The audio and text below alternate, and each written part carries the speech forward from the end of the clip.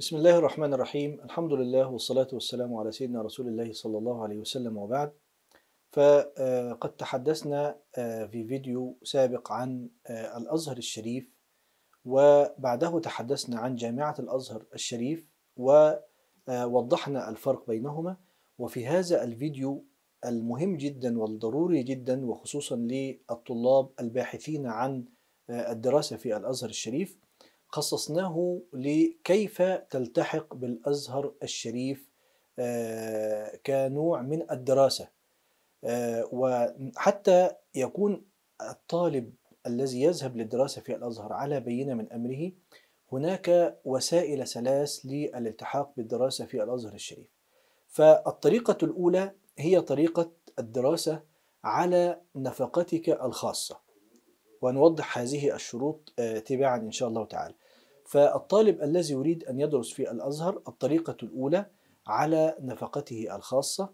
وفي هذه الحالة لابد أن يكون متوفرا فيه عدة شروط. أولا، أن يكون المتقدم للدراسة أقل من 30 عاما. الأمر الثاني، أن يأتي بالشهادات التي حصل عليها في بلده أيا كانت هذه الدولة، ويقدمها مختومة بأختام الخارجية مصدق عليها من الخارجية في بلده، وبعد ذلك تعادل في الأزهر الشريف. فإذا كانت هذه الشهادات معادلة، يحق لهذا الطالب أن يلتحق بالكليات الشرعية أو الكليات العملية إذا كانت معادلة. أما إذا لم تكن تلك الشهادات معادلة فإنها تعادل. ومن أول هذه الضوابط أو الشروط إجادة المتقدم للغة العربية. فإذا لم يكن مجيدا للغة العربية، كان هناك برنامج وضعه الأزهر الشريف، وهو يلتحق بالمعهد الأزهري لمدة عامين. بعد ذلك يحدد له اختبار تحديد المستوى، على أساسه يلتحق إما بالصف الأول الإعدادي أو الثاني أو الثالث الإعدادي، أو الأول أو الثاني أو الثالث الثانوي، على حسب المستوى العلمي الذي وصل إليه هذا الطالب الوافد. أما عن الأوراق اللازمة لمن يريد أن يتقدم على نفقته الخاصة، فهي كما يلي. أولا، صورة جواز سفر ساري. الأمر الثاني، شهادة طبية أنه خالي من الأمراض المعدية. الأمر الثالث، الشهادات الدراسية الحاصل عليها من بلده، والمصدقة أيضا من الخارجية التابعة لدولته. ثم بعد ذلك إفادة بأن الشهادات الحاصل عليها تمكن حاملها من الالتحاق بالجامعة وتكون موثقة. الأمر الخامس، صورة استمارة التسجيل الإلكتروني. طبعا هناك بوابة الأزهر يدخل على الدراسة في الأزهر على نفقته الخاصة. هناك سيد أبليكيشن خاص يقوم بملئه وطبعه، وتكون معه هذه الصورة. بعد ذلك يكون هناك إقرار بأن هذا الطالب وضع هذه البيانات صحيحة، وهذه الشهادات شهادات موثقة وصحيحة من دولته ومصدق عليها. والأمر الذي بعده أن الأزهر بعد ذلك لا يتحمل أي شيء من نفقات هذه الدراسة. وهذه هي الطريقة الأولى التي يمكن للطالب الوافد من خارج جمهورية مصر العربية أن يلتحق من خلالها بالدراسة في الأزهر الشريف على نفقته الخاصة.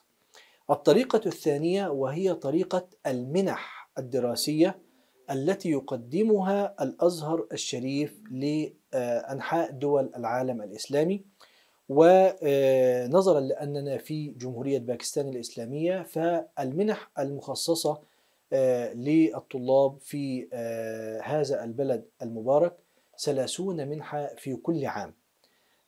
هذه المنح ليست فقط، وإنما هناك أيضا دورات أونلاين للدعاة والمفتين، وهناك دورات للقضاة وغيرها. لكن نحن نركز على المنح الدراسية التي تقدم من الأزهر الشريف لطلاب باكستان الإسلامية. عفوا. فهذه المنح التي تقدم للطلاب وضع لها شروطا وضوابط منظمة، منها مثلا آخر موعد لوصول الترشيحات من تلك البلاد إلى الأزهر الشريف في موعد أقصاه نهاية شهر سبتمبر من كل عام. الأمر الثاني، حتى لو تم ترشيح أحد الوافدين للدراسة بمنحة ووصلت أوراقه بعد هذا التاريخ لا يلتفت إليها، وعليه لابد أن يتأكد الطالب أن أوراقه وصلت إلى الأزهر الشريف في شهر سبتمبر من بداية كل عام دراسي. الشرط الثاني، يشترط أن يكون المرشح من أبناء الدولة التي يحمل جنسيتها ومن والدين غير مصريين، وألا يكون سبق له الترشح على منحة في جمهورية مصر العربية أو سبق فصله من الدراسة على إحدى هذه المنح لأي سبب من الأسباب.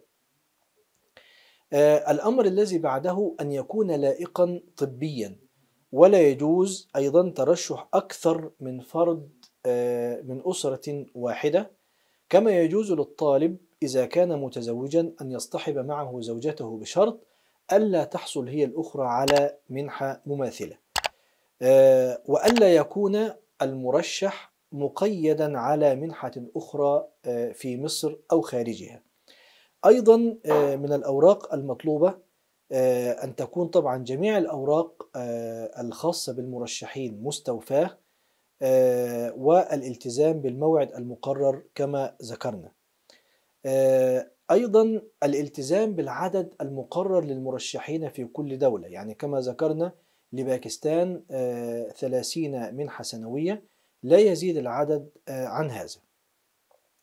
أيضا يجب أن يكون اسم المرشح مطابقا لكافة الأوراق والمستندات التي تقدم.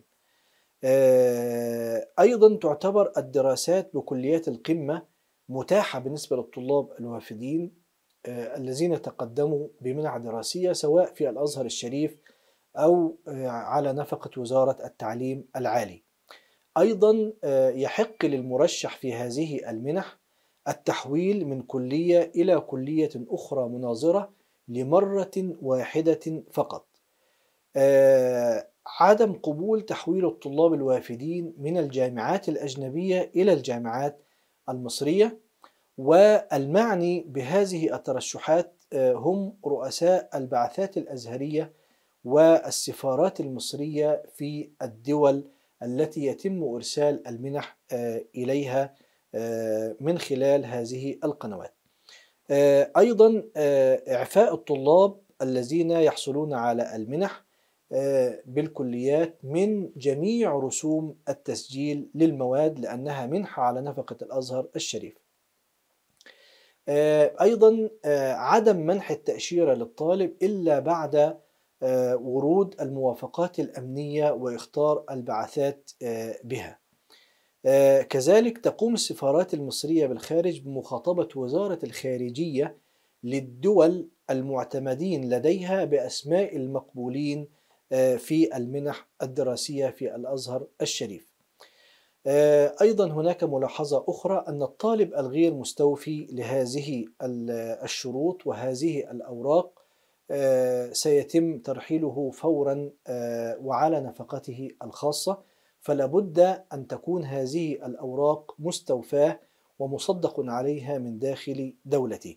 وهذه هي الطريقة الثانية التي من خلالها يمكن للطالب أن يلتحق بالدراسة في جامعة الأزهر الشريف. أما الطريقة الثالثة التي يمكن من خلالها أن يلتحق الطالب بجامعة الأزهر الشريف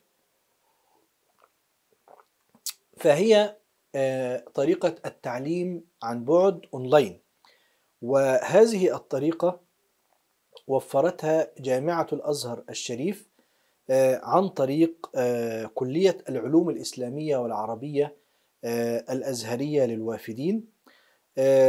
وتكون هذه الدورات أونلاين، يعني الطالب يكون في بلده مثلا في باكستان، وقدم للدراسة أونلاين في هذه الكلية، كلية العلوم الإسلامية والعربية للوافدين في الأزهر الشريف، ويدرس أونلاين ويحصل على شهادة وهو في بلده دون أن يذهب إلى مصر. وطبعا هناك استمارة خاصة بهذا سترفق في نهاية هذا الفيديو لمن يريد الالتحاق بالدراسة في الأزهر الشريف عن طريق التعليم أونلاين. هذه الشهادة أو هذه الاستمارة لابد أن تملأ بعناية، لأنه إذا فقد منها أحد البنود لا يلتفت إليها من خلال التعليم عن بعد. شروط الحصول على المنح الدراسية في التعليم عن بعد: رقم 1، أن يكون الطالب مستوفيا لشروط الالتحاق ومقبولا للقيد بالدراسة ببرنامج التعليم عن بعد، وخصوصا إجادة اللغة العربية. هذا هو الشرط الأول. الشرط الثاني أن يكون الطالب مسلما ومن غير المصريين، لأن هذه المنح لا تكون إلا لغير المصريين. الشرط الثالث أن يكون الطالب مسجلا ببرنامج التعليم عن بعد في جميع المقررات الدراسية التي تقررها جامعة الأزهر في التعليم عن بعد، يعني يسجل الطالب جميع المقررات التي قررتها جامعة الأزهر للتعليم عن بعد. الشرط الرابع: ألا يكون الطالب قد سبق له الحصول على منحة من جامعة الأزهر الشريف، سواء كانت أونلاين أو كانت بالتعليم المباشر. خامسا: ألا يكون قد سبق فصل الطالب من الدراسة بالأزهر الشريف لأي سبب من الأسباب. الشرط السادس: تكون الأولوية للطلاب المتفوقين دراسيا والأكثر احتياجا، سواء من الدول الآسيوية أو الأفريقية أو غيرها. يستمر حصول الطالب على المنحة الدراسية بشرط استمراره في النجاح في جميع المقررات التي يدرسها. ثامنا: تقرر لجنة المنح حالة كل طالب متقدم لتحديد إذا ما كان يستحق منحة كاملة أو منحة جزئية وفقا لمستواه العلمي ومدى جديته. تاسعا: أن يلتزم الطالب بالقواعد الأخلاقية وحسن السلوك شرطا أيضا لاستمرار المنحة. أخيرا: قد تلغى هذه المنحة المقدمة للطالب في حالة تقدمه ببيانات غير صحيحة للحصول على هذه المنحة. مميزات المنحة الدراسية المقدمة من الأزهر الشريف: طبعا يتمتع الطالب بالإعفاء الكامل من رسوم الدراسة في الأزهر، ويقوم الأزهر الشريف بسداد رسوم المقرر الدراسي بواقع $80 للمقرر الواحد. أما عن المستندات التي ينبغي أن تكون موجودة للطالب الحاصل على المنحة أونلاين، فعبارة عن استمارة طلب منحة دراسية من الأزهر الشريف. ثانيا، شهادة الثانوية العامة، ويجب أن تكون مصدق عليها من وزارة التعليم في بلده. الأمر الثالث: توصية بتزكية من شخصية مشهورة أو من أحد الأساتذة أو العلماء في بلده. بعد ذلك صورة ملونة لجواز السفر مع صفحة الغلاف. أيضا خامسا، شهادة إجادة اللغة العربية لغير الناطقين بها. وأخيرا، استمارة الحالة المادية للطالب المتقدم. فهذه هي الشروط التي تحدثنا عنها التي يجب توفرها في الشخص الذي يريد منحة أونلاين إلى كلية العلوم الإسلامية والعربية في الأزهر الشريف. والآن نأتي إلى نقطة مهمة جدا، وهي يعني أمور لابد أن توضح لهذا الذي يريد الدراسة. أولا لابد أن يتمتع هذا الطالب بالإعفاء الكامل من رسوم المنحة الدراسية بالأزهر الشريف، ويقوم الأزهر بسداد الرسوم عن كل المقررات التي قررها في داخل هذه الكلية. هذا أولا في للطالب الذي حصل على هذه المنحة. الأمر الثاني، المنحة لا تغطي المقررات التي يتم دراستها في الصيف أو المقررات التي رسب فيها الطالب. الأمر الثالث، يجب على الطالب التسجيل لفصلين دراسيين على التوالي، يعني لا يكون هناك فاصل انقطاع. الأمر الرابع، يتم تجديد المنح الدراسية سنويا، ويتوقع من الطالب الذي ينبغي أن يستمر على منحة الأزهر بحصوله على تقدير تراكمي لا يقل عن 65% أو أعلى من هذا. هذه أهم الشروط التي ينبغي على المرشح أونلاين أن يكون على معرفة بها. أما بالنسبة للاستمارة التي يقوم بملئها سنضعها إن شاء الله تعالى في نهاية هذا الفيديو لمن يقوم بعمل داونلود لهذه الاستمارة أو ملئها من أجل تقديمها إلى السفارة المصرية في إسلام أباد. ثم بعد ذلك يعقد له الاختبار في اللغة العربية والاطلاع على أوراقه الرسمية، ثم بعد ذلك إرسالها إلى الأزهر الشريف. فإن شاء الله تعالى نسأل الله أن ينتفع الطلاب من جميع أنحاء الدنيا بهذه المنارة العلمية التي جعلها الله سبحانه وتعالى سببا للنفع العام في جميع الأمة الإسلامية في جمهورية مصر العربية. ونسأل الله سبحانه وتعالى لكم التوفيق والسلامة، والسلام عليكم ورحمة الله وبركاته.